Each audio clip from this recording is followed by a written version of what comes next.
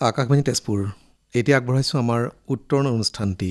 শ্ৰোতাসকললৈ সাদৰ সম্ভাষণ জনাই মুকলি কৰিছোঁ আমাৰ উত্তৰণ অনুষ্ঠানটি। আজিৰ অনুষ্ঠানত আমি কথা পাতিম এগৰাকী উদ্যোগী নাৰীৰ সৈতে, যিয়ে একেলগে হস্ততাঁত শিল্প আৰু ভাৰ্মি কম্পষ্টৰ দৰে দুটা ক্ষেত্ৰত নিজৰ সপোন গঢ়ি তুলিছে।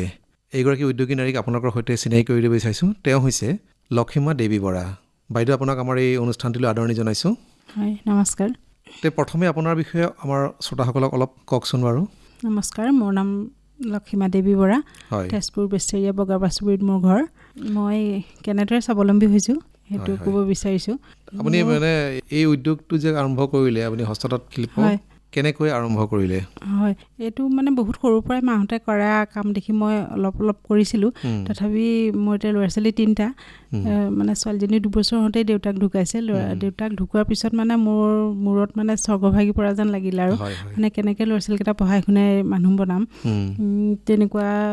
চাকৰি কৰিছিল? হয়, PWDত কৰিছিলে। পেঞ্চন কেইটামান পাওঁ, ফেমিলি পেঞ্চন, তথাপি সেইকেইটাইতো আৰু নহয়, নজোৰেগৈ। সেইটো কাৰণে কামবিলাক আকৌ মই আগৰ কামবিলাক কৰিবলৈ ল'লোঁ। তেনেকুৱাতে মানে এজন ল'ৰাই এদিন লগ পাই পেলাই ক'লে আৰু RCTত এটা প্ৰশিক্ষণ ল'বৰ কাৰণে। তেজপুৰ ITI স্কুলত আছিল তেতিয়া RCT বিভাগটো। তাতে গ'লোঁ মই। গৈ ছাৰহঁতক লগ পালোঁ, জিতেন্দ্ৰ শৰ্মা আৰু অৰুণ শৰ্মা ছাৰক। ছাৰহঁতক মোৰ সকলো কথা ক'লোঁ আৰু কেনেদৰে কামত আগবাঢ়ি। তেওঁলোকে বহুত মানে উৎসাহ দিলে আৰু মোক মানে এটা প্ৰশিক্ষণ ল'বৰ কাৰণে ক'লে। তাতে এটা প্ৰশিক্ষণ ল'লোঁ মই চেৰিকালচাৰৰ। মই হেণ্ডলুম চেৰিকালচাৰৰ কামো কৰোঁ, নুনী পলু, এৰী পলু এয়া পুহোঁ। গতিকে ঠিক তেনেদৰেই আগবাঢ়িলোঁ আৰু চেৰিকালচাৰ কাম কৰি থাকোঁতে মোৰ ভাৰ্মি কম্প'ষ্ট বুলি এটা মানে স্কিম আহিছিলে চেৰিকালচাৰৰ পৰা, সেইটো দিলে ছাৰহঁতে। গতিকে সেইটো কৰিবলৈ ল'লোঁ মই। মানে ভাৰ্মি কম্প'ষ্টনো কি প্ৰথমে নাজানিছিলোঁৱেই। এগ্ৰিকালচাৰ অফিচত গৈ সুধি লওঁ ছাৰহঁতক কেনেকৈ কিনো বস্তু এইটো। তেওঁলোকে মোবাইলত দেখালে আৰু পুথিমাৰি এজন মানুহৰ এড্ৰেছ দিলে, তাত গৈ মই ভাৰ্মি কম্প'ষ্টটো শিকিলোঁ। ঠিক তেনেদৰে ভাৰ্মি কম্প'ষ্টটো বহুতেই কৰিবলৈ ল'লোঁ মই।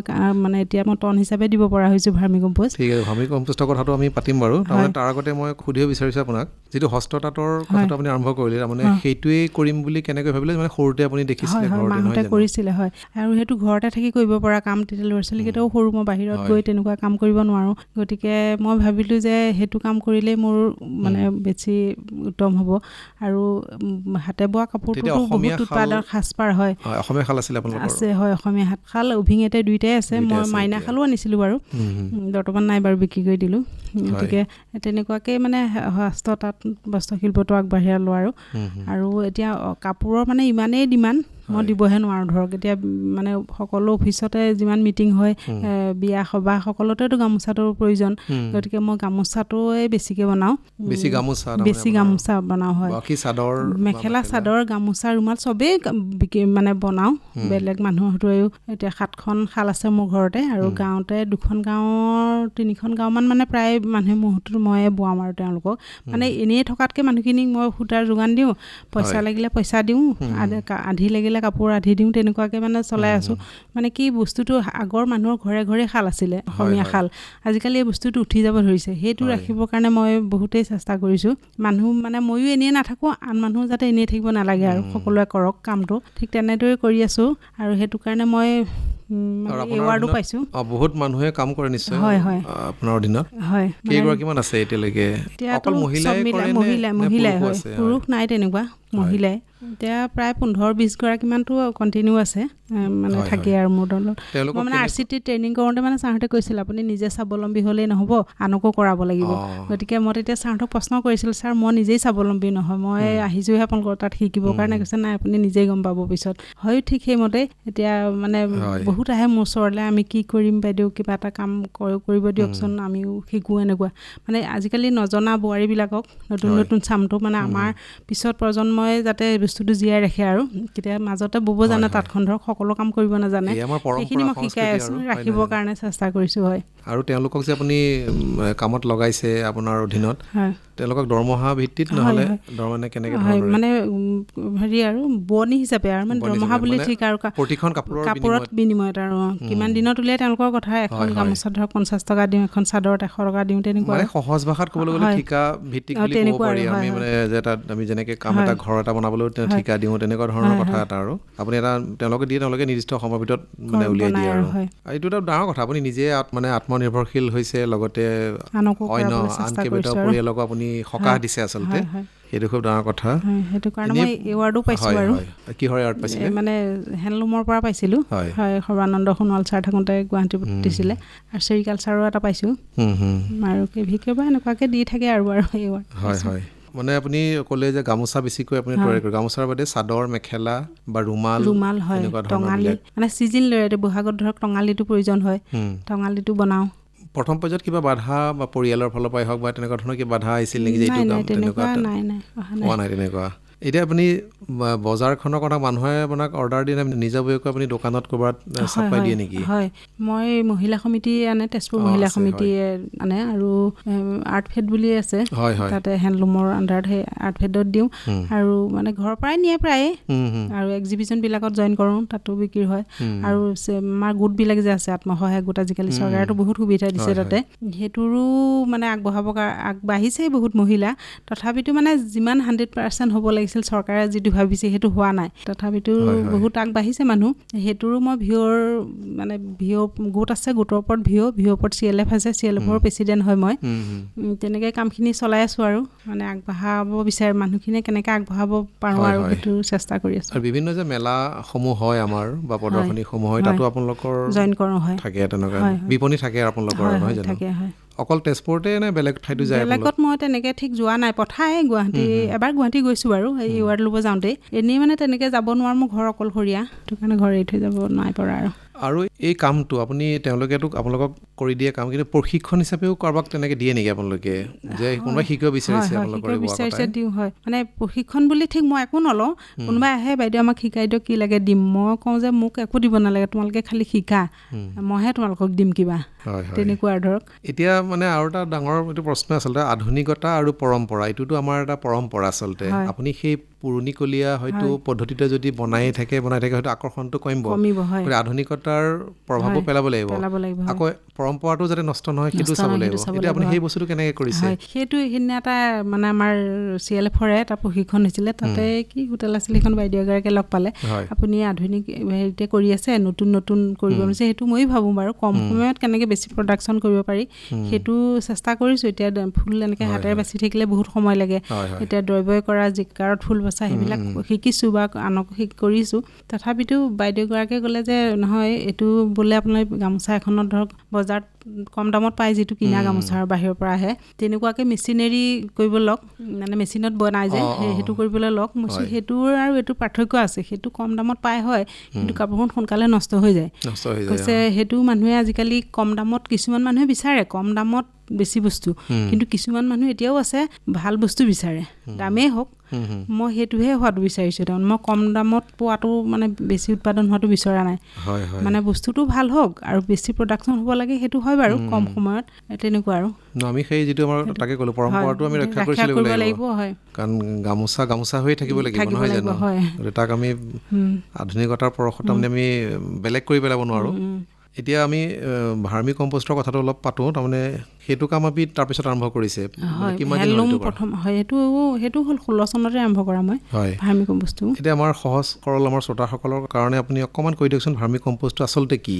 হয়, ভাৰ্মি কম্পষ্ট সেইটো এটা কেঁচু সাৰ কয়, মানে খেতিৰ লগত, অসমীয়াত কেঁচু সাৰ কয়, খেতিৰ লগত জড়িত থকা এটা বস্তু আৰু মানে খেতিত দিয়া, সেইটো মানে মাটিৰ উৰ্বৰতা শক্তিটো বঢ়ায় কেঁচু সাৰটোৱে। এতিয়া আমি বজাৰৰ পৰা অনা শাক পাচলিটো যেনেকৈ থৈ দিলেই নষ্ট হৈ যায়, মানে ৰাসায়নিক সাৰ প্ৰয়োগ কৰাৰ কাৰণে বেয়া হয় বস্তুটো, আৰু খালেও অপকাৰ হয়। আজিকালি মানুহৰ ডায়েবেটিছ কিবা কিবি সেই খাদ্যৰ পৰাইতো হৈছে, গতিকে সেইখিনি নহ'বৰ কাৰণে মানে ভাৰ্মি কম্পষ্টটো যদি ব্যৱহাৰ কৰে, মাটিৰ উৰ্বৰতা শক্তিটো বঢ়ায়, লগতে অপকাৰ নাই খেতিটোত। সেইটো মানে পেলনীয়া বস্তুৰ পৰা, ইমান কষ্ট নাই বাৰু বস্তুটোত। হয়, এটা মানে টেংকি, মই পকা টেংকি বনাই লৈছোঁ, এনেই এগ্ৰিকালচাৰৰ পৰা এনেকৈ প্লাষ্টিক টেংকিও দিয়ে বাৰু, সেনেকুৱাতে বনাইছিলোঁ আৰম্ভণিতে মই, তাৰপিছতহে এতিয়া পকা টেংকি বনাইছোঁ। তাতে মানে গোবৰ, কলগছ, মেটেকা, পচা খেৰ আৰু ঘৰৰ শাক পাচলি বাকলি মানে পচা জাতীয় বস্তু চবেই দিব পাৰি আৰু চব মানে চামে চামে দিব লাগে। এক চাম গোবৰ দিলে, এক চাম কলগছ দিলে, কলগছটো কাটি কাটি দিব লাগে আৰু গৰু খোৱা নিচিনাকৈ এনেকৈ তেনেকুৱাকৈ দি মানে পানী ছটিয়াই ছটিয়াই অলপ দিন পচাব লাগে।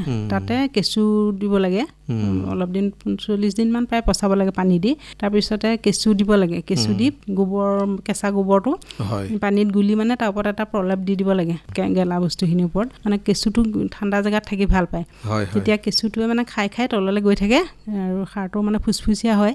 সেইটো ওপৰে ওপৰে মানে চালিব লাগে আৰু চালি পেকেটিং কৰি বিক্ৰী কৰোঁ, কেজি 20 টকাকৈ বিক্ৰী কৰোঁ। এতিয়া মই মানে চাহপাতৰ দৰে হয় দেখিবলৈ, শুকুৱাব নালাগে, ঠিক তাতে শুকাই যায় আৰু তাতে শুকাই যায়। বেছি শুকুৱালে মানে টেম্পাৰেচাৰটো কমি যায়।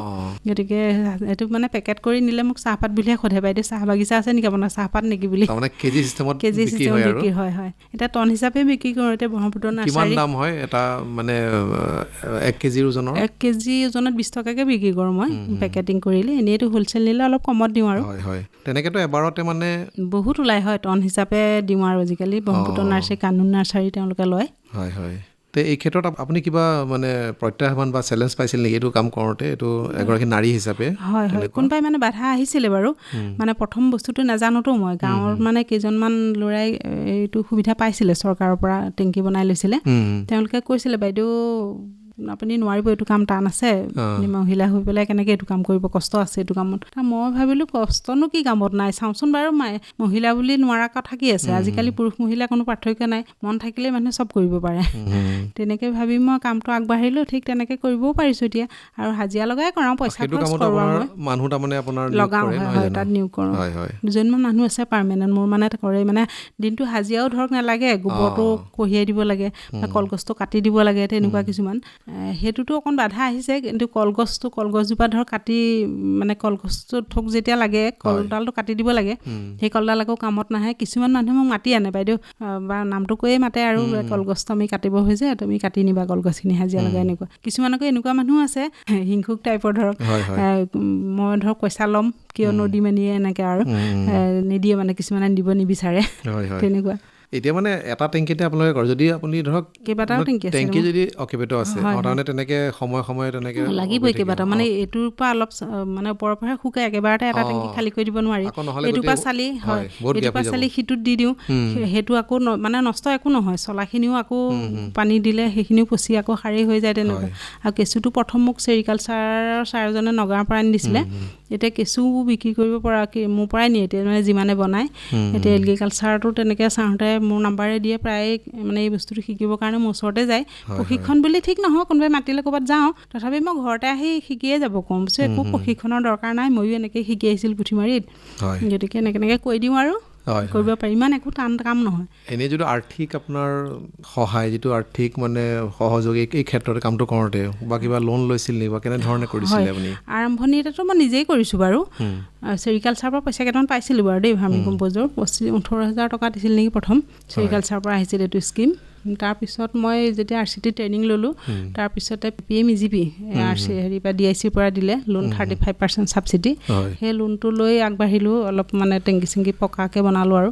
তাৰপিছত আকৌ এগ্ৰিকালচাৰৰ পৰা এটা লোন দিলে কাম কৰি থকাৰ কাৰণে, 50% ছাবচিডি, সেইটো কি লোন আছিল পাহৰিছোঁ বাৰু, 50% ছাবচিডি তেনেকুৱা।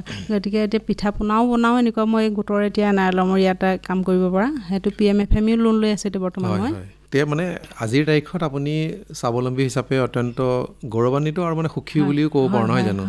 এটা সময় আহিছিল নেকি যে কামখিনি কৰি থাকোঁতে ধৰক মানে উত্থান পতন থাকেই, নহয় জানো? গতিকে এনেকুৱা লাগিছিল নেকি যে কামটো এৰি নকৰোঁ আৰু, তেনেকুৱা ভাৱ এটা আহিছিল নেকি? তেনেকুৱা অহা নাই, কিন্তু অকণমান ডাউন দিছিলে মানুহে। মই প্ৰথম যেতিয়া কেঁচুসাৰটো বনাওঁ, মানুহেতো নাজানে কেঁচুসাৰ কিনো বস্তু, বজাৰ কাৰণে মই অকণ অসুবিধা পাইছিলোঁ।